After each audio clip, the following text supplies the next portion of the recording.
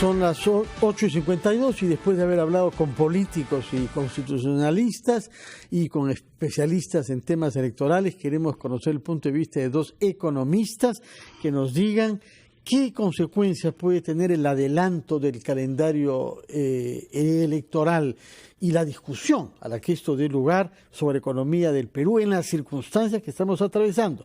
Hemos invitado por eso al señor Manuel Romero Caro y a Melvin Escudero, que nos darán sus puntos de vista sobre qué es lo que más conviene al Perú y a su economía. Señor Romero Caro, por favor, su punto de vista. Bien, antes de dar el mensaje a la nación al presidente Vizcarra, lo que se esperaba, considerando que había las expectativas empresariales y los consumidores estaban en un terreno pesimista, que diera algunas señales claras que permitieran reactivar el consumo e incentivar la inversión y la contratación de personal. Esto no se ha dado, o se ha dado parcialmente, pero los anuncios económicos, como el plan de competitividad o el plan de infraestructura, quedaron largamente ocultados por el anuncio del adelanto de inversiones. Este anuncio, como vemos, va a generar un nivel elevado de incertidumbre. Y justamente lo que buscan los agentes económicos es predictibilidad, poder saber cómo son las reglas del juego.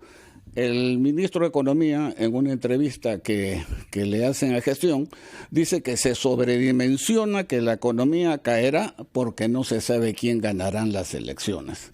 Yo francamente no comparto ese punto de vista, yo no sé qué experiencia empresarial pueda tener el ministro. Se han dado una serie de señales negativas.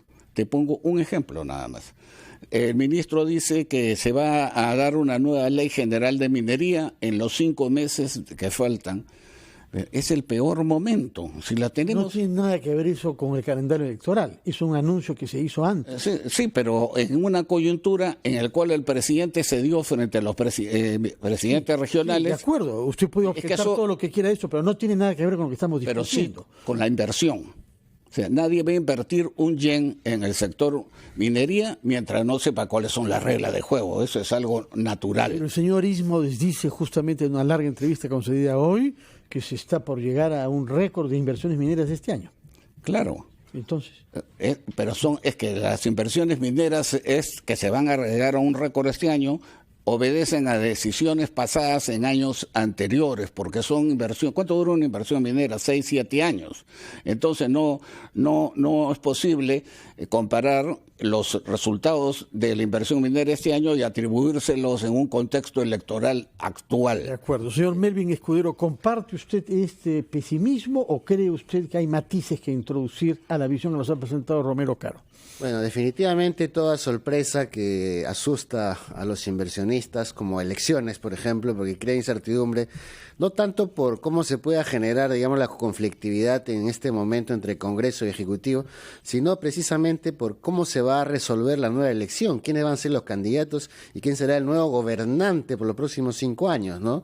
Entonces, las encuestas que vengan en los siguientes meses probablemente van a generar este clima de confianza o desazón e incertidumbre. Lo cierto es que nadie preveía este escenario de adelanto de elecciones y definitivamente, así no lo querramos, tiene un impacto en las inversiones y en las expectativas, y esto uno lo va a ir viendo en los precios de los activos financieros también.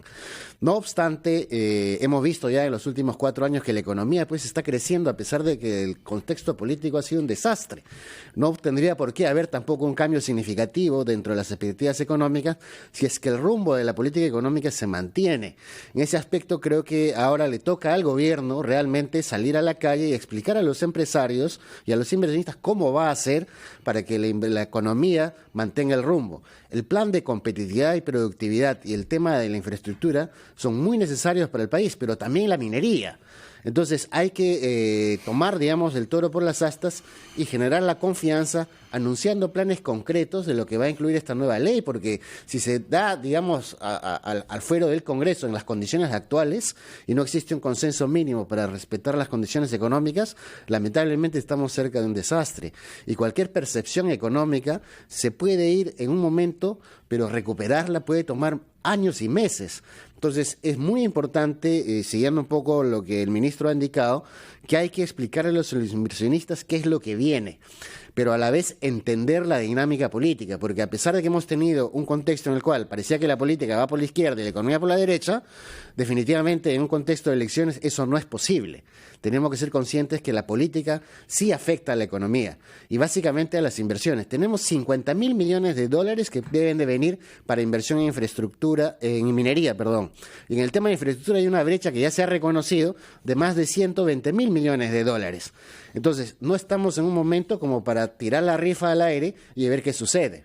Pero tampoco estamos en un momento como para mantener las cosas como están. O sea, yo entiendo la disyuntiva si es que las cosas estuvieran bien, pero hablamos como si saliéramos de un Edén y nos metiéramos al infierno. Y hace rato que estamos así como más cerca del en esa línea, más cerca del infierno que del paraíso en términos políticos, ¿no? Y que eso ya está afectando la economía, Totalmente, ¿no? de acuerdo, pero en la línea de mantener, digamos, los empleos y la prosperidad del país, tiene que haber consensos para mantener la política macro y la política micro caminando, porque lo peor que puede pasar es que en el Congreso ahora se empiece a trabar absolutamente todo. Sabemos que hay reformas, por ejemplo, para mejorar la gestión pública. El presupuesto del próximo año se tiene que aprobar este año. Si el Congreso se pone, digamos, a ciegas en la oposición, entonces no vamos a terminar en buen lugar. Si hay una guerra política, todos vamos muertos. Vamos a hacer una pausa y escuchar titulares de ahora y luego quisiera retomar las preguntas del señor Romero Caro, pensando en otros ejemplos, por ejemplo Estados Unidos, que está viviendo el peor periodo de crispación política en los tiempos recientes, con unas tasas de crecimiento económico sorprendentes, de manera que no es tan fácil este reflejo mecánico de crisis política con no inversión. Por supuesto que hay matices en Estados Unidos por el déficit y otros argumentos, pero estamos ante un ejemplo claro, cuya otra cara de la moneda sería Lula, cuando su primer mandato, en donde se previó el horror por la llegada de la izquierda a Brasil y tuvo 4 años bollantes, con éxitos financieros y sociales. Queremos que nos explique si esta asociación mecánica entre las crisis políticas y la inversión vale en todos los casos o hay matices que tienen que ver con la perspectiva de quién ganará al término de este túnel. Vamos primero con los titulares de la hora.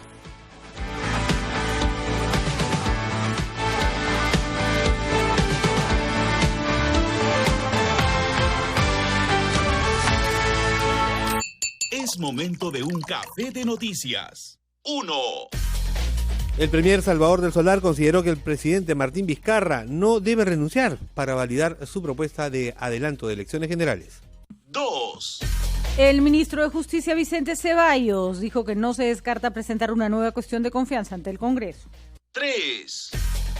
Y el paro contra el proyecto minero Tía María ha generado pérdidas por 207 millones de dólares, según la Cámara de Comercio e Industria de Arequipa. 4. El Perú sumó su cuarta medalla de oro en los Juegos Panamericanos luego de que Natalia Kuclivan ganara la presea dorada en esquí acuático. 5. Y tras caer 2-0 en Venezuela, Sporting Cristal enfrenta esta tarde en partido de vuelta al Zuliá. Buscará la remontada y su pase a cuartos de final de la Copa Sudamericana. ¡Qué buen café de noticias!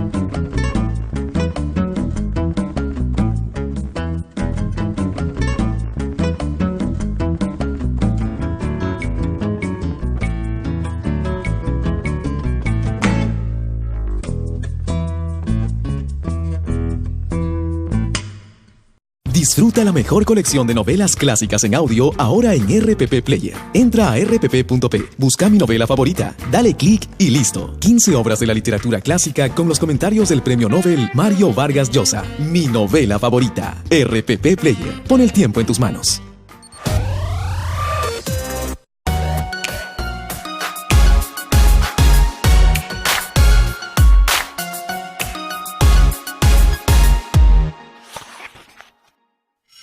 Soy Mauricio Fernandini, periodista de RPP Noticias. Qué difícil elegir un solo libro porque me gustan muchísimos y muchísimos escritores. Un mundo para Julius de Bryce Echenique lo he leído más de una vez y me encanta porque esta forma como grafica las estructuras sociales de nuestro país es una delicia, ¿no? Susan Darling, este personaje protagónico, me encantó. A Gabriel García Márquez lo he leído muchas veces y los 12 cuentos peregrinos me encantaron de él. No se sientan frustrados si el libro no los atrapa, lo dejan a un costado y buscan una historia que los atrape. Yo no creo que uno tenga que leer lo que todo el mundo lee. Leer es un placer personal. Entonces empieza enganchando con historias que te gusten y así hay tantas que nos están esperando. La vida se prolonga cuando lees. Es mucho más llevadero todo si lees. No dejes de hacerlo.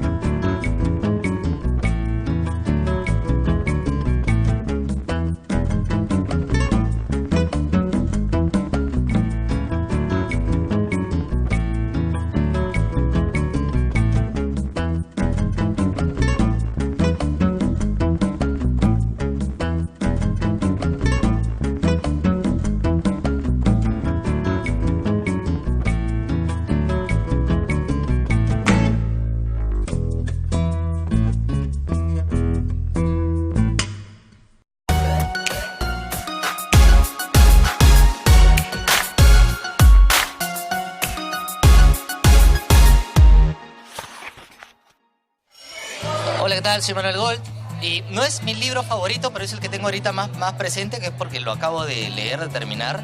Se llama La pequeña comunista que no sonreía, que es de una autora francesa que se llama Lola Lafont, si no me equivoco, sí, y es un libro que trata sobre la vida de Nadia Comaneci, la famosa gimnasta rumana que ganó pues todas las medallas de oro a los 14 años, que obtuvo el primer 10 en las Olimpiadas en gimnasia. La autora ficciona muchos aspectos de su vida, ¿no? Y habla también sobre cómo la sociedad habla sobre utiliza el cuerpo de la mujer y qué sé yo. Es una obra literaria bien bacán, bien fuerte, bien cruda, muy entretenida también y que te abre los ojos. Me gustó muchísimo.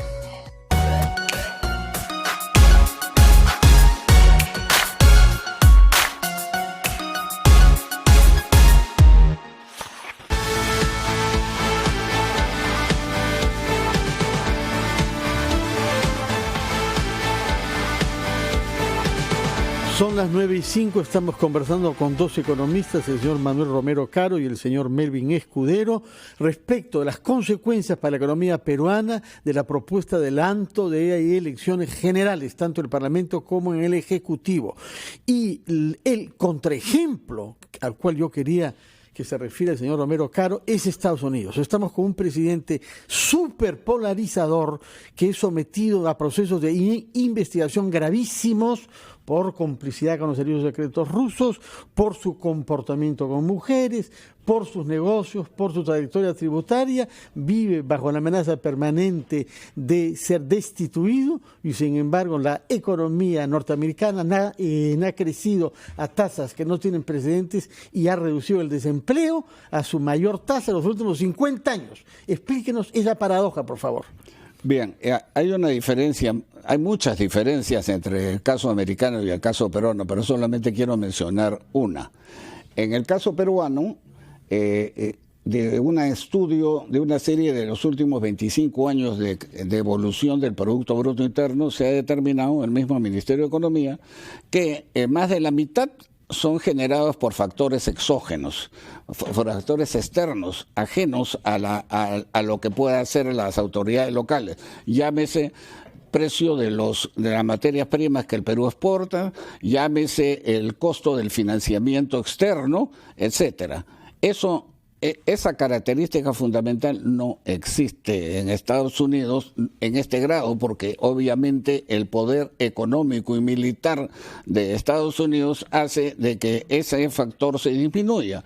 O sea que ellos pueden estar como en Italia en una época. En Italia la política podía ir por un lado y un desastre, y la economía seguía creciendo. Eso lo conoces tú.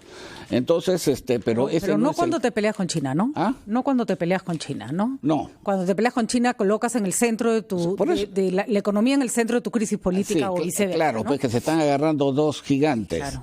Dos gigantes, pero ese también no le ha salido como esperaba a Trump, entonces ha tenido que recoger soga, ¿no? Entonces lo que sucede, ya lo mencioné antes, es la excesiva polarización. Tú no puedes responder frente a una alternativa en una entrevista que le hacen acá al ministro de Economía. ¿Y qué pasaría en un escenario en que renunciaran, hipotético por cierto, el presidente Vizcarra y la vicepresidenta Arauz, y se quedara a cargo el presidente del Congreso? Y el ministro responde que eso no lo toleraría la ciudadanía. Es decir, ¿en dónde estamos? O sea, vamos a estar convocando a la ciudadanía para cada decisión que se tome. ¿La política tributaria la va a someter a la ciudadanía? Por favor, estamos justamente lo que está faltando acá es firmeza. Conversábamos en el entretiempo en el oleoducto. Ya está confirmado, el propio presidente Petroperú lo ha dicho, que son un sector de los nativos que generan los sabotajes al oleoducto para que los contraten para poder hacer la reparación. Ciertamente esto dentro de una ausencia del Estado en la zona, ¿no?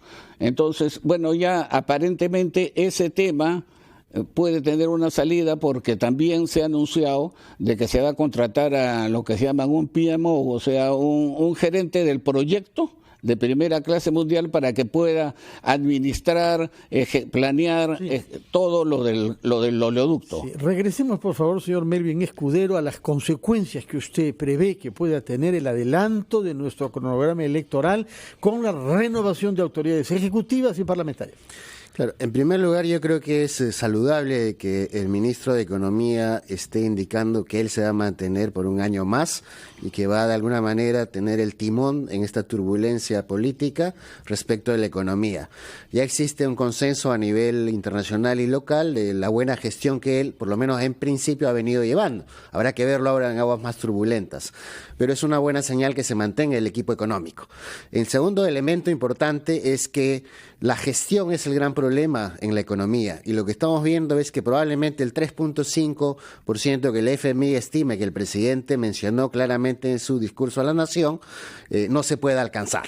Entonces estamos en el riesgo de tener un crecimiento más cercano al 2.5 que al 3.5, y eso sí es algo que va a afectar significativamente no solamente al hombre de pie ahí en la calle, sino también las expectativas económicas. Entonces tenemos que hacer todo lo necesario y lo posible para crear confianza en la inversión privada y pública. La inversión privada, como sabemos, va a reaccionar a otros factores políticos también, y especialmente a cómo vienen las encuestas.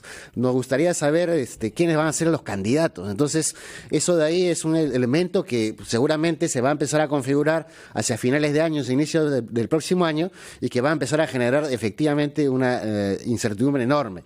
Pero en el ínterin tenemos que crear una ruta que sea factible. Entonces, del mosaico económico, donde hay que tomar muchísimas medidas. ¿A qué se refiere con ruta? Que tiene que haber un consenso mínimo. Nosotros creemos de que el gobierno y el Congreso, efectivamente, considerando al nuevo presidente del Congreso y la situación actual, el gobierno y el Congreso, en la parte política, no sabemos cuál es el resultado, pero en la parte económica sabemos que todos tenemos que empujar hacia el mismo lado. Entonces tenemos que ser responsables, por ejemplo, en el manejo del presupuesto, tenemos que ser responsables en la gestión de los tributos, pero sobre todo tenemos que ser responsables para impulsar la inversión pública. Ya el mismo ministro de Economía a inicio de julio decía que la inversión pública está a media caña, solo 25% de toda la inversión, gobierno nacional, gobierno regional y municipalidades, se había ejecutado en lo que va del año. Entonces, destrabemos el tema de la gestión. Y eso es un tema que no es político, es un tema técnico. Pero el ministro de Economía dice, creo que con razón, todos los gobiernos tienen su último año. todos. O sea que este año se haya adelantado de ese último año tampoco va a cambiar. En todos los gobiernos hay elecciones y lo que se está planteando no es la ruptura del orden democrático, ¿no? Se está planteando un adelanto de elecciones y lo que va a hacer es hacer que el último año de este gobierno no sea pues del 2011 del 10 al 11, sino del 9 al 10. Y no tienen por qué dejar de trabajar, ¿no? Está planteando reformas importantes que se van a aprobar, que se van a llevar adelante. ¿Por qué tendríamos que pensar que nadie va a hacer nada en este último año? Por eso, de acuerdo a esta hoja de ruta que se ha planteado en el Plan Nacional de Competitividad y Productividad, efectivamente estamos no solamente pensando en lo que va a pasar en los 12 meses. Ese plan es hasta el 2030. Desde esa perspectiva, yo saludo que se esté pensando a largo plazo, porque la economía efectivamente no depende de 3 meses o 6 meses. En la economía hay que apostar a largo plazo y que el modelo económico que estamos siguiendo se esté respetando en sus fundamentos. Puede haber ajustes definitivamente. La ley de minería se puede mejorar definitivamente, pero lo hagamos de una manera ordenada, con planes concretos que sean eminentemente técnicos, porque uno no puede afectar en un contexto global de desaceleración económica, no puede afectar la inversión internacional que va a venir a apoyar y a hacer inversiones en nuestro país. Señor Romero Caro, si pudiera usted influir sobre los actores políticos, ¿qué les diría? Sí, un segundo, pero primero quería hacer un comentario sobre la anterior pregunta. No es lo mismo tener un último año previsto desde N años antes de tener un último año en que te lo acaban de prever con una serie de cronogramas. No, está clarísimo que no es lo mismo. Pero Fernando Tuesta, yo no soy un especialista, pero yo he escuchado a Fernando Tuesta que no hay manera de cumplir el cronograma previsto para que se apliquen las nuevas reglas del juego político en las próximas elecciones, sino en una firme voluntad política de parte del legislativo.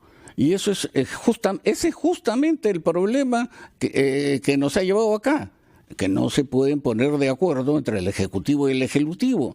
Entonces, ojalá, Dios quiera, que con este nuevo espada de Damocles se pueda llegar a algún tipo de concertación. Que Dios quiera. Pero en realidad estamos, para poder cerrar, pensando si estamos pensando en 3.5%, que lo ha dicho el presidente y lo ha dicho, eso no se va a dar. Y no se va a dar porque el crecimiento fundamentalmente se logra a través de la inversión. La inversión pública ya hemos visto cómo está. Y la inversión privada, ¿quién va a invertir? Sobre todo el sector no petrolero, cuando no sabes cuáles son las reglas del juego, no sabes cuándo van a ser las elecciones. El consumo sigue a la inversión. Entonces, ojalá yo invoco a que ante este peligro inminente pueda llegarse a algún tipo de concertación que no se ha llegado en estos momentos, pero ojalá sea así. A una conclusión común. Entonces, si no hay concertación, no hay un acuerdo político de buena fe, no se podrán hacer todas las modificaciones que nos permita salir de esta crisis por lo alto, Patricia. Vamos a ver qué pasa, pero efectivamente otra vez les pedimos a los políticos algo que no han podido cumplir hasta ahora. Vamos a ver si esta vez cambia la actitud. Muchas gracias por su presencia acá y por esta conclusión compartida. Gracias. Muy buenos días, señor Romero Caro y señor Melvin Escudero.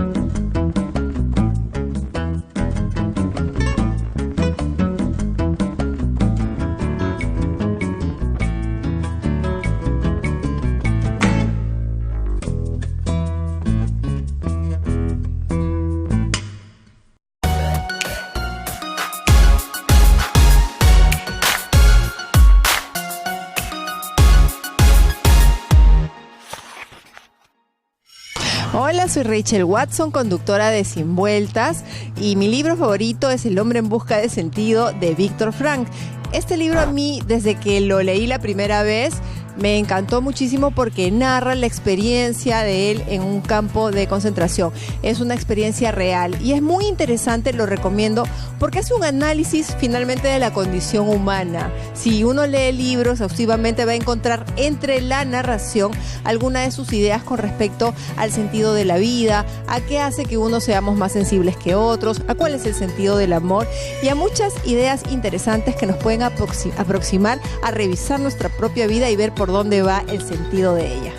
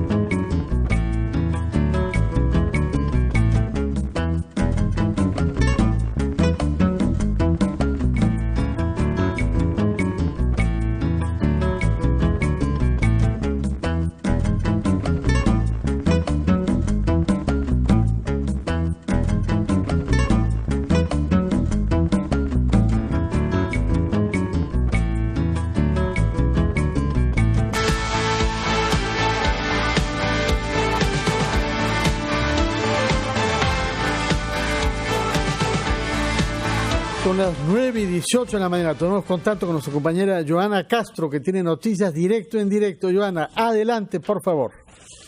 Gracias, directo. En directo estamos en Surco, en el mercado Edén, y vamos a conocer qué opinan los ciudadanos acerca del mensaje presidencial, sobre todo de lo que dijo el presidente Vizcarra, quien anunció un proyecto de reforma constitucional que propone adelantar las elecciones generales, congresistas y presidenciales del 2021 al 2020. Caballero, buenos días, bienvenido. Buenos ¿Usted días. qué opina? ¿De acuerdo? Bueno, mucho yo estaría de acuerdo, pero no sé el resto qué dirá. Pues. Ese es el problema, nada más. Y dígame, adelantar del 2021 al 2020, ¿le parece un tiempo prudente, por ejemplo? Podría ser mejor, pero depende de todo, de cómo se porta él también. Pues. Ese es el problema. ¿Ah? ¿Su nombre, caballero? Yo soy Asunción.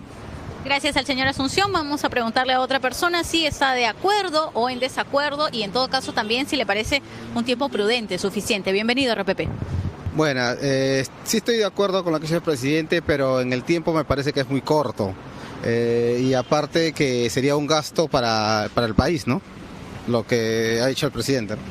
El posible referéndum. Muchas gracias. Hay que mencionar también que, de acuerdo a lo planteado, la medida tendría que aprobarse con al menos 66 votos, mayoría absoluta, es decir, y luego ser ratificada en referéndum. Directo en directo, RPP Noticias.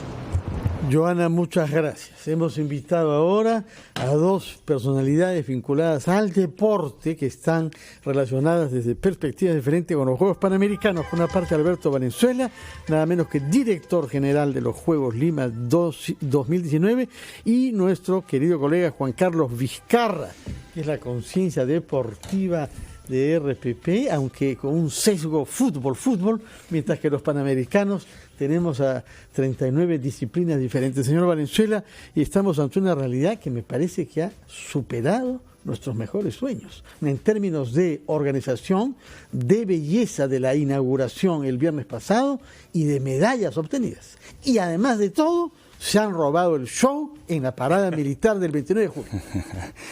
En realidad muy, muy emocionados nosotros porque todo está saliendo como veníamos planeando. Hay algunas cosas que todavía tenemos que ajustar. Todavía no hemos terminado. Ha transcurrido un tercio de los juegos. Nos falta todavía alrededor de 8 o 10 días más de juegos. Estamos preparados. Puedo decirles que lo más importante que podemos resaltar de estos primeros días es el gran compromiso de los peruanos para ser buenos anfitriones, y del comité organizador, no nosotros, sino los más de 2.000 colaboradores que tenemos, los casi 12.000 voluntarios que tenemos, los casi 35.000 trabajadores de empresas y de organizaciones terceras que vienen colaborando, el trabajo de la policía, que es espectacular. Yo la verdad quiero agradecerles profundamente.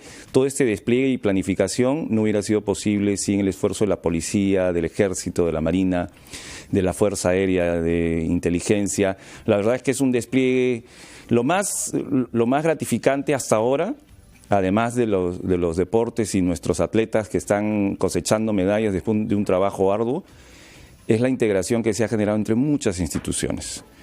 Entonces ahora sí podemos ver que el deporte sí es transversal, porque tienes a autoridades de la Policía Nacional y de las Fuerzas Armadas sentadas con los municipios, ¿no? Con enlaces de los municipios en el centro de operaciones, trabajando juntos para sacar adelante estos juegos y que no solamente seamos buenos anfitriones, sino que sea los Juegos Panamericanos más espectaculares de toda la historia de los Juegos. ¿Y qué está pasando con el público? Hay bastante expectativa. Algunas personas dicen no consigo entradas para tal o cual disciplina, pero después no necesariamente uno ve los espacios llenos. ¿Hay algún tipo de problema con la venta de entradas o lo que pasa es que al final la gente compra y no necesariamente va? Solamente del día anterior, y agradecemos profundamente a los espectadores, a los peruanos, y muchos extranjeros se han volcado también a los estadios. Solamente entre el día de la inauguración, que fue en la noche, y el día siguiente se vendieron 30.000 entradas. Solamente las primeras 24 horas o menos. Eso para nosotros nos ha llenado de orgullo, pero también de un montón de problemas. Porque si bien esperábamos a la asistencia masiva, esto ha traído una serie de inconvenientes, pero respecto de los estadios, que no todos se ven llenos a pesar de que figuran todos vendidos. Lo que sucede es que son en varias disciplinas y deportes tenemos tickets por día, o sea, el day ticket. Entonces algunos van a ver las competencias de la mañana, no se quedan para la tarde, y algunos solamente van a la tarde y no van a ver las de la mañana, pero tienen el ticket día. Por eso vamos a implementar y vamos a comunicar, y les agradeceré la difusión, para implementar unos sistemas de ticket de solidaridad. El que se va antes puede dejar el ticket en una ánfora para que alguien que quiera venir pueda utilizarlo. Un día. Claro. Bonito. Porque el otro día yo traté de comprar entradas y me quedé, al final no compré porque la lista de espera era larga. No, pero me pareció bien, pues había una lista de espera y eso quiere decir que había demanda y ahora es gracioso porque sale un ícono de un maratonista. Sí, te está esperando. Estás en la lista de espera, creo que pero me pareció una gran idea que hubiera lista de espera. Porque además sientes que están funcionando los juegos. Exactamente. Alberto, ¿tuvieron problemas con la reventa? No necesariamente, no un gran problema como ha habido en otros eventos, pero siempre hay un poco. Siempre hay un poco, ¿no? Lo que sí hemos tenido algunos inconvenientes con tickets que han tratado de falsificar, pero también ha sido absolutamente controlado por la Policía Nacional inmediatamente, tanto así que ni se ha sentido, porque la policía ha hecho un trabajo muy arduo en ese sentido. Quería preguntarte, si me permites, lo que nos ha dicho el señor Alberto Valenzuela me ha hecho pensar que estamos realizando en los Juegos Panamericanos ese viejo lema de nuestra primera moneda de oro, firme y feliz por la unión. Así es. ¿Cómo se ha producido este milagro en momentos en que nuestra institucionalidad está sacudida por vientos de pesimismo y que ha llevado a que el presidente de la República fustigue en su discurso presidencial a los profetas del no se puede? Así es. Yo creo que hay que felicitar a Carlos Neuhaus. Creo que lo que hizo, el trabajo de Neuhaus, lo resaltábamos el día de la inauguración, es fantástico. O sea, yo le iba a preguntar a Alberto justamente, y parte de la respuesta tiene que ver con esto, si en algún momento pensaron que no iban a poder llegar. No. Porque fueron los últimos 2 años fue de locomotora, porque no teníamos infraestructura, o sea, digamos, las obras no estaban avanzando. Carlos fue honesto en decir que él, cuando se metió en el proyecto, digamos, lo primero que hizo, tengo que construir. ¿No? Dijo, lo primero que hacer, tengo que construir, porque no tenemos estadios, no tenemos, o sea, villas, no había nada todavía encaminado. Entonces, cuando tú tienes un tipo, a mí me parece que esto es clave, que las personas son las que hacen a los proyectos, porque puedes tener el proyecto más maravilloso en la cabeza. Ahora, si eres un inepto, no lo vas a llevar nunca a cabo. Ahora, si eres un tipo como Carlos Neuhaus, que es un dirigente, pero que habla poco, pero hace mucho. Entonces me parece que ahí está una de las claves, ¿no? La villa que han hecho para los surfistas en Punta Rocas es fantástica. O sea, tenemos la mejor villa para surfistas del mundo. Sí. O sea, uno mira eso y dice, pero ¿cuántos títulos hemos ganado? No hemos ganado tanto, si bien tenemos un montón de kilómetros de playa y podríamos aprovechar más todavía el deporte del surf, pero tener una villa como la que tienen los chicos del surf es increíble. Y eso es una cosa que no se habla mucho, porque no es precisamente el deporte más popular, pero el trabajo de Neujas y de gente que cree en el país me parece fantástico. Hoy lo conversamos con Pati antes de entrar al set, uno se da cuenta de que hay congresistas que querían boicotear los juegos, decían que ¿por qué vamos a hacer estos juegos? No tiene sentido hacer juegos en estos momentos. Y hoy día, ¿no?, hay congresistas que te piden entradas de regalo para que los inviten a los juegos. Eso es una locura. Pero no des nombres. No lo voy a decir. No tiene sentido que lo diga. Alberto Valenzuela, firme y feliz por la unión. Por supuesto. La verdad es que Carlos ha tenido una perseverancia sin precedentes. Yo trabajo hace más de 20 años en el sector privado y a los últimos en el sector público, y la verdad es que la perseverancia y la tenacidad de Carlos ha sido a prueba de todo. No voy a mencionar de quiénes, pero sí de todo. Sí, seguro. Yo creo que eso ha infundido en el equipo de Lima 2019, de los voluntarios, de los trabajadores, incluso de los proveedores, un espíritu de llegar a tiempo y de dar lo mejor. Muchos estamos durmiendo 4 horas, y no estoy hablando solamente de los jefes, 4 horas diarias en los últimos 7 días, y estoy hablando de muchas personas. No, y se ve, por ejemplo, a la hora que vemos esa inauguración que ha sido... Normalmente a mí las inauguraciones de las Olimpiadas me resultan algunas tediosas, ¿no? Sí.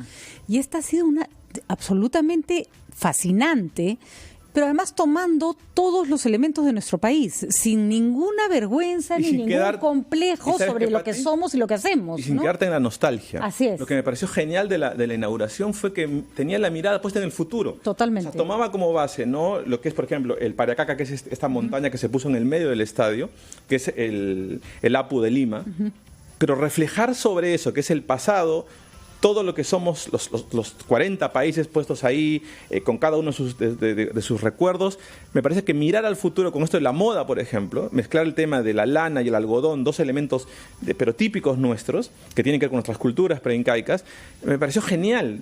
Y bailar marinera, y cumbia, sí, todo eso.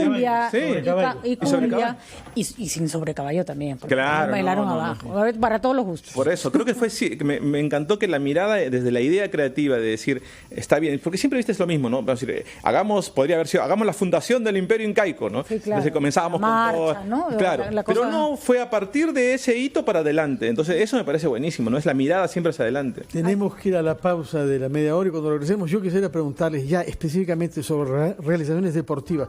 ¿Cómo hemos logrado entrenar a un conjunto de maratonistas que nos han dado esta enorme satisfacción que en una prueba reina del atletismo ganemos tanto en mujeres como en hombres, con récord panamericano, batiendo récords panamericanos directas para los Juegos Olímpicos de Tokio? ¿Cómo se ha logrado esa escuela de Huancayo? ¿Quién hay detrás de esa magnífica institución de la Sierra Central de nuestro país? Primero la pausa y los titulares de la media hora.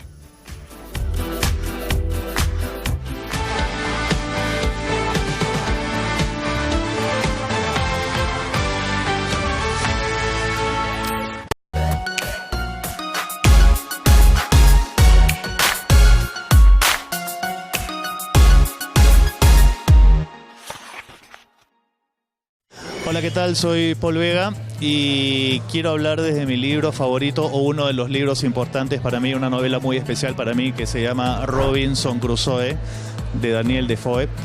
Y es uno de los primeros libros que leí, una novela muy especial porque la leí siendo muy chico y me abrió la mente de una manera espectacular. Por la historia, por cómo está contada, la he vuelto a leer varias veces y es una novela muy importante para mí porque fue la que me abrió el camino a seguir buscando libros, a seguir buscando novelas, a interesarme un poco en la lectura. Entonces la recomiendo, sobre todo para los más jóvenes, si quieren empezar a leer, buscar buenas historias, esta es una perfecta, Robinson Crusoe.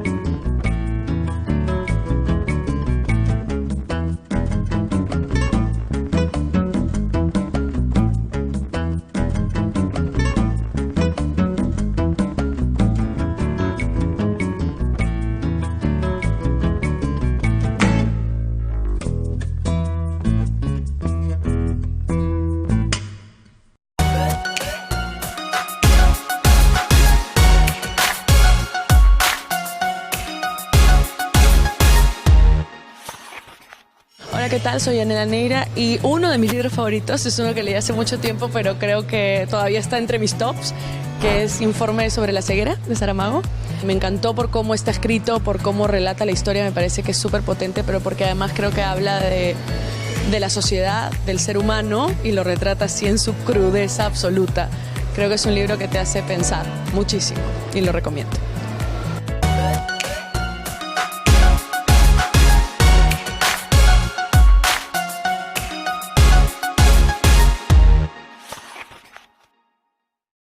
Disfruta la mejor colección de novelas clásicas en audio ahora en RPP Player. Entra a rpp.p, busca mi novela favorita, dale clic y listo. 15 obras de la literatura clásica con los comentarios del premio Nobel Mario Vargas Llosa. Mi novela favorita. RPP Player. Pon el tiempo en tus manos.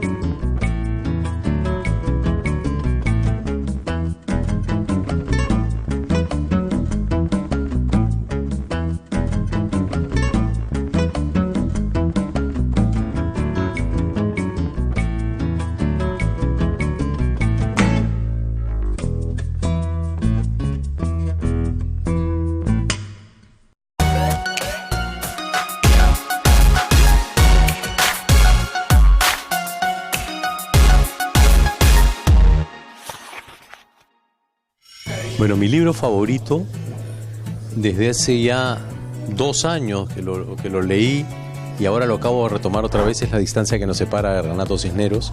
Es la primera vez que leo un libro que hable con tanta calidez, con tanta verdad de una relación de padre e hijo. Y eso no hablamos mucho, por lo menos los peruanos. Si me pides recomendar uno, yo recomendaría ese. Ha sido el libro que más me ha impresionado, atrapado, conmovido, ¿no? de lo último que he leído. Recomiendo a todo el mundo que lean La distancia que nos separa.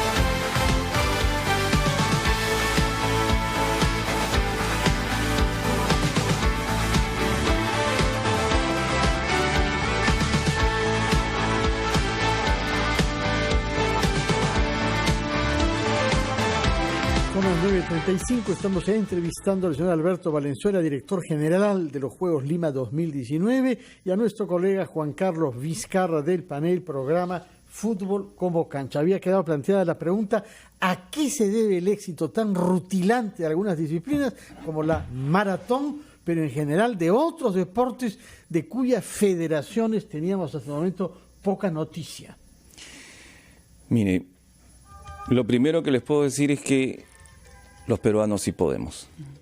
Y yo creo que esas medallas de oro, y además de las medallas, los récords que están batiendo, incluso sin medallas, son parte del esfuerzo que muchos de nuestros atletas han estado dando. Y hoy día, que somos anfitriones, tenemos la delegación más grande de nuestra historia en Juegos Panamericanos, cerca de 600 liderados por Jenny, la jefa de misión, cerca de 600 atletas peruanos participando, que demuestra que podíamos dar mucho más, pero a ver, que por la falta de recursos y por la falta de organización probablemente no habíamos podido enviar delegaciones tan numerosas. Esto es una gran experiencia. Estos Juegos están transformando la manera como los peruanos estamos organizando eventos deportivos. Tal vez ya no más multideportivos de esta magnitud, que nos encantaría, pero no por ahora, pero sí eventos de atletismo, eventos de natación individuales, eventos de tiro y eventos de surf, como no, internacionales, como ya se han venido dando, pero con un nuevo impulso, con esos atletas que están sintiendo, y los organizadores, las federaciones internacionales y las nacionales, particularmente el IPD, hoy día estamos aprendiendo todos cómo hacer frente a la organización y la gestión de nuevos juegos deportivos. Creo que eso es sumamente valioso. Acá quería preguntarte, Juan Carlos, hay una cosa bien notoria. Cuando el deporte no requiere tanta infraestructura. Pienso, por ejemplo, en un maratonista, un par de buenas zapatillas y un lugar por donde correr. Un surfer, una tabla que no puedes agenciarte una incluso de segunda, sí, y el mar lo tienes al frente. El fútbol siempre hay una calle y una pelota. Y es más fácil que países que no invierten en deportes tengan atletas destacados, pero hay disciplinas que requieren mucha infraestructura. Gimnasia, natación necesita una piscina especial. Toda esta infraestructura, si la manejamos bien, debiera permitir que en esos deportes en que todavía nos falta avanzar, empecemos a despegar, ¿no? Si es que la sabemos utilizar. Sí, creo que el gran reto, y eso alguna vez se lo preguntamos también a Carlos, ¿no? O sea, ¿qué va a pasar? ¿Quién se va a encargar de que la infraestructura, digamos, se mantenga? Porque acá hay una cuestión, tenemos un clima también complejo en Lima, porque hay mucha humedad y detrás de todo eso hay mucho fierro. ¿Cómo haces para mantener una infraestructura que has hecho canchas de rugby, de softball, ¿no? Donde un país donde habitualmente no se juega rugby, no había canchas de rugby, solamente en las universidades y colegios británicos. ¿Cómo lo mantienes? Entonces acá hay un trabajo que tiene que ir muy de la mano entre el IPD y las municipalidades. Porque esto es la coordinación, es decir, qué es del IPD y qué es de las municipalidades. Porque hay territorios, entonces, municipalidad de Villa María del Triunfo, esto es mío, yo lo voy a mantener. Bueno, tiene que haber una responsabilidad y sobre todo una supervisión. Acá hay dos cosas importantes que las puedo marcar desde el lado de lo que ha hecho el tema del Comité Panamericano y lo que preguntaba Fernando. Por ejemplo, el Centro de Alto Rendimiento de Huancayo se empezó en el 2017, me parece. Hubo un gran aporte, por ejemplo, de la Tinca. Estoy diciendo un anunciante que aportó 12 millones de soles para empezar la construcción de en la remodelación de todo esto, porque hay premios de la Tinca, por ejemplo, no se cobran. Sí, me acuerdo de ese premio, además que no se cobró y que... Sí, entonces agarra, lo que se hace es entregarle una manera de donación a alguien. Entonces se entregó la beneficencia de Huancayo, ¿no? Huancayo se entregó después al Centro de Alto Rendimiento. Ahí entrenan 44 mujeres y 44 hombres de alto nivel competitivo, ¿no? Y tiene toda la capacidad para que tengamos resultados como lo que hemos tenido. Pero además hay otro tema también que es clave en esto, que el Estado ha invertido mucha plata en el deportista peruano. Así es. Es una cosa que hay que tener en cuenta porque si bien... ¿A través de las federaciones o cuál es el mecanismo? No, tiene un mecanismo que tiene que ver con deportistas calificados. Así es, a los que les da incluso un sueldo mensual. Sí, ¿no? que arranca, por ejemplo, hay niveles, ¿no? De acuerdo a tus resultados deportivos, a tus tiempos, a tus marcas. Esto se llama el PAD, es el Programa de Ayuda al Deportista.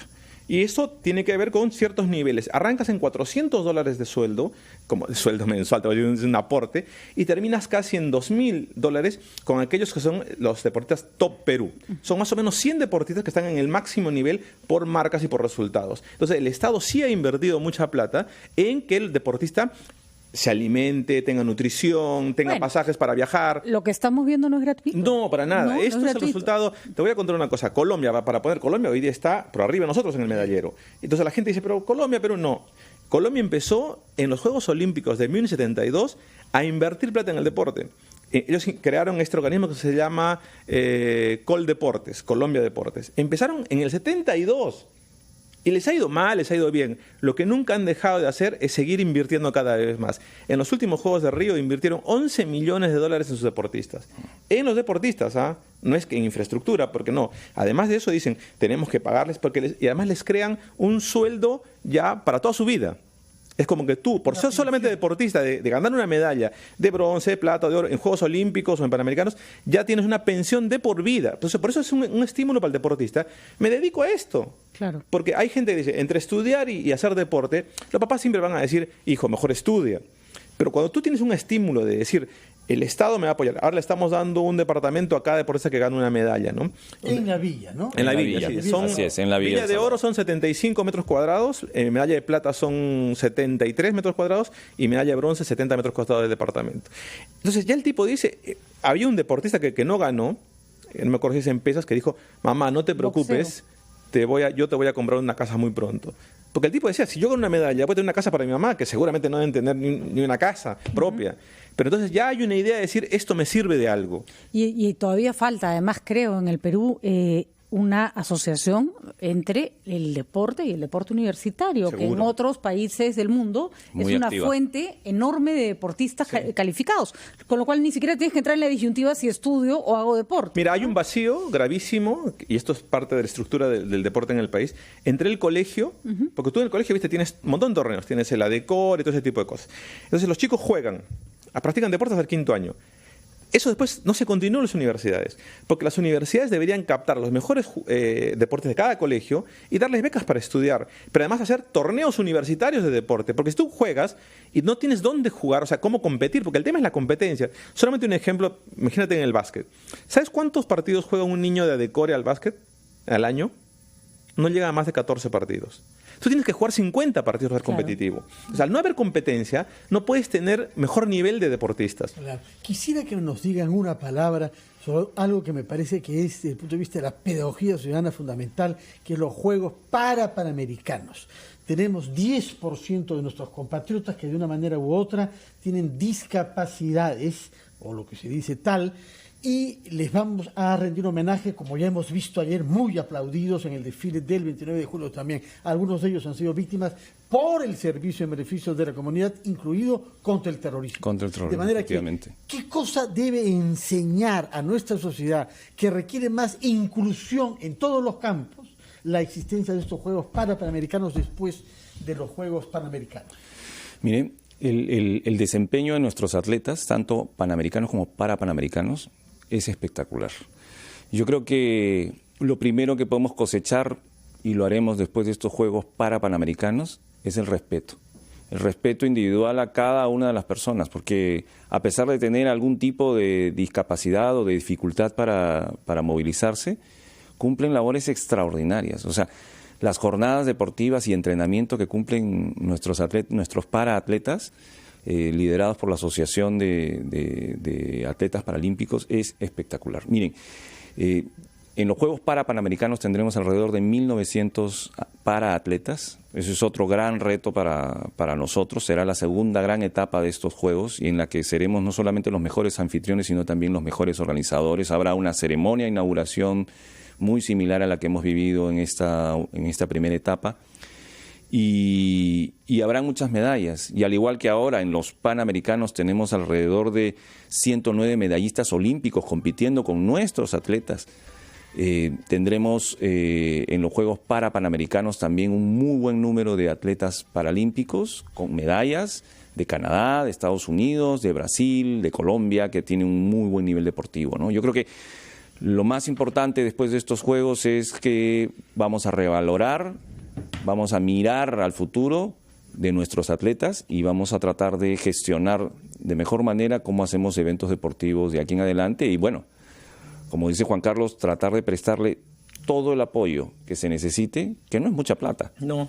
pero sí da frutos. Hoy día estamos viviendo cómo nuestros atletas están cosechando un trabajo que, a ver, algunos pensamos que puede ser poco, otros pueden decir que es mucho, pero en verdad ya es un trabajo que creo que bien vale la pena relevar y seguir apoyando. Tenemos que ir a una última pausa, y yo quisiera preguntarles después qué queda de todo esto como enseñanza, pero también como infraestructura para Lima, para Callao y para otras zonas de nuestro país que son escenarios de las pruebas. Primero una pausa.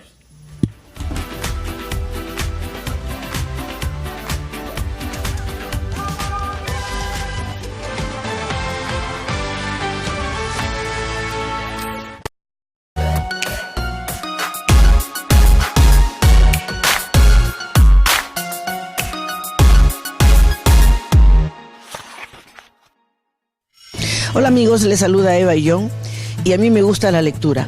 Entonces quiero contarte que yo he leído de Gabriel García Márquez, por ejemplo, El amor en los tiempos de cólera. Es un libro muy tierno en donde encuentras lo sublime que es el amor a cualquier edad. Y eso es lo que a mí me ha enternecido. Así que ya sabes, a leer, porque tu mente se va a nutrir de esa lectura maravillosa.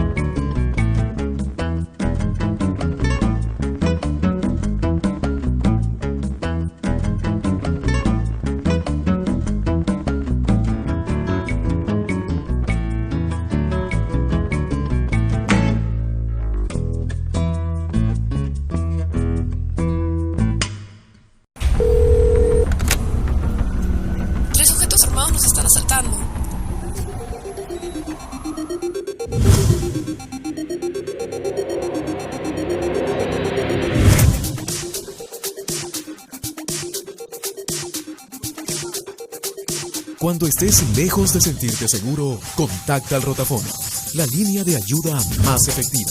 Llámanos al 438-8008. Contáctanos a nuestro WhatsApp 951-431-013 o encuéntranos en Facebook y Twitter usando el hashtag Rotafono.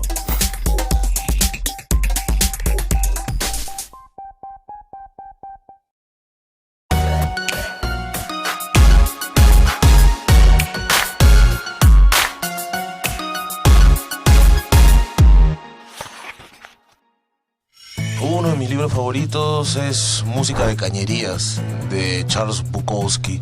Me encanta ese autor porque es, dentro de su simplicidad, es muy complejo y tiene un estilo muy crudo, descarnado y con un humor muy ácido y muy negro.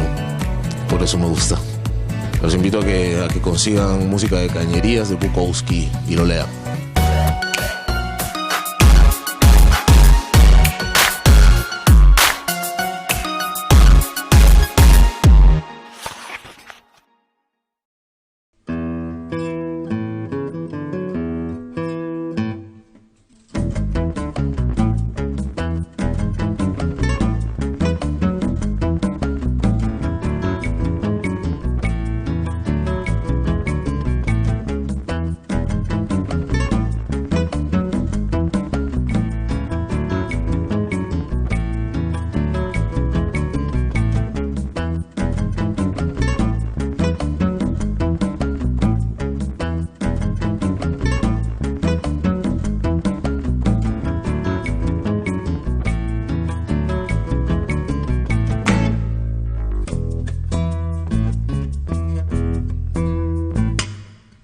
Disfruta la mejor colección de novelas clásicas en audio ahora en RPP Player. Entra a rpp.p, busca mi novela favorita, dale clic y listo. 15 obras de la literatura clásica con los comentarios del premio Nobel Mario Vargas Llosa. Mi novela favorita. RPP Player. Pon el tiempo en tus manos.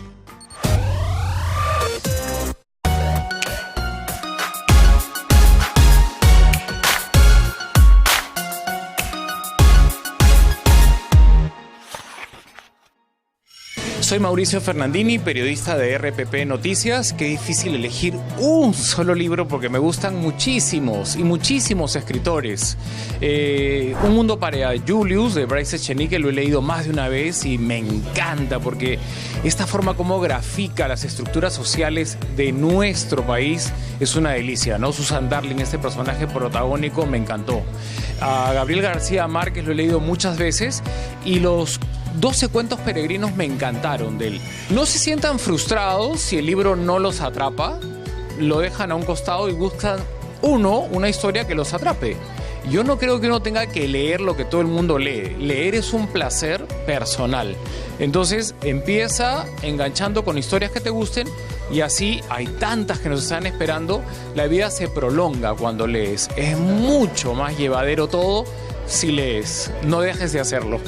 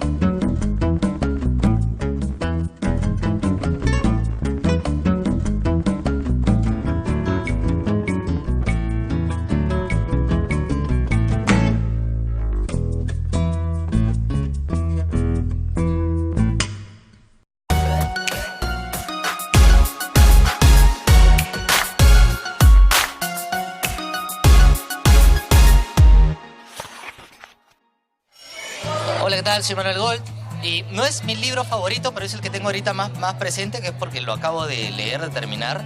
Se llama La pequeña comunista que no sonreía, que es de una autora francesa que se llama Lola Lafont, si no me equivoco, sí, y es un libro que trata sobre la vida de Nadia Comaneci, la famosa gimnasta rumana que ganó pues todas las medallas de oro a los 14 años, que obtuvo el primer 10 en las Olimpiadas en gimnasia.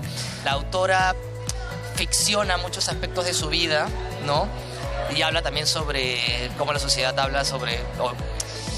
utiliza el cuerpo de la mujer y qué sé yo. Es una obra literaria bien bacán, bien fuerte, bien cruda, muy entretenida también y que te abre los ojos. Me gustó muchísimo.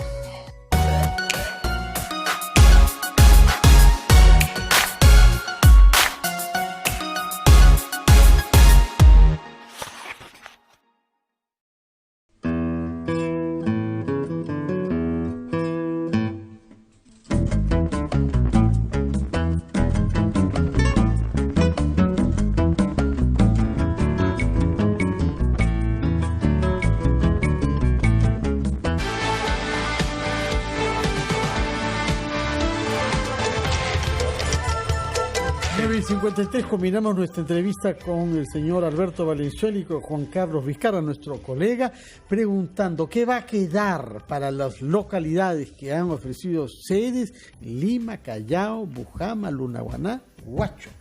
¿Qué queda de manera permanente en nuestro país?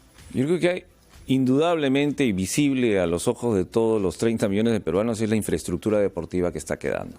Escenarios como Videna, como Villa María del Triunfo, enclavada en el corazón de Villa María del Triunfo y del sur de Lima. Lo que hay en San Miguel, por ejemplo, que es importante, Miguel, ¿no? El Costa Verde San Miguel o Tiro, también es espectacular. O sea, la verdad es que la infraestructura que está quedando es de talla mundial, es infraestructura de clase mundial, y lo que conversábamos con varios de los jefes de misión, yo me reúno todos los días a las 7 de la mañana con los jefes de misión en la Villa Panamericana. Antes de ver RPP.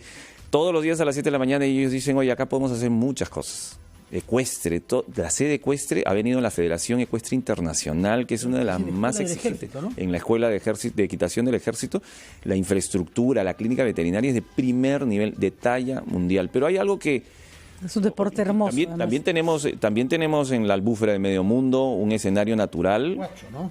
Que amigablemente con el medio ambiente se está desarrollando remo y canotaje de velocidad, o la única pista de canotaje stream que tenemos en Lunahuaná, ¿no?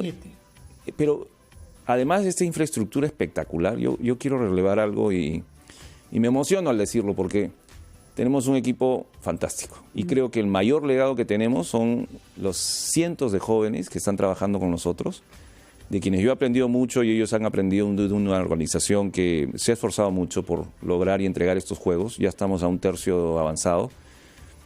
Han venido de 6 países hoy día, 6 delegaciones de países organizadores de otros juegos, a mirar cómo lo estamos haciendo. 38 personas que están viniendo a ver. ¿Qué podemos decir como conclusión a todo lo que nos ha dicho el señor Valenzuela? Que yo creo que tenemos un futuro enorme por delante si lo sabemos aprovechar. Creo que esto del desarrollo, por ejemplo, de polos sociales con infraestructura, ayuda a que muchos temas, por ejemplo, como la violencia, o el tema de las drogas, que atacan a los más jóvenes, por ejemplo, en el Callao, que has armado esa estructura en el Callao, te ayuda a matar un tema de violencia fantástico, ¿no? Y a todos creo que nos transmite un amor por este país, que sí puede hacer las cosas cuando se decide a vivir firme y feliz por la unión. Así es. Muchas gracias. Nos hace sentir orgullosos, ¿no? La verdad que muy orgullosos de los juegos. La presencia de ustedes. Muchísimas gracias. Nos despedimos y dejamos a Gastón Acurio. ¿Qué nos propondrá Patricia? No sé, vamos a ver cuál es la receta de hoy. 9:56 minutos. Nos vamos despidiendo. Cita a las 7 de la noche para saber quién tiene la razón. Muy buenos días. Sigan en la sintonía de RPP. Universidad.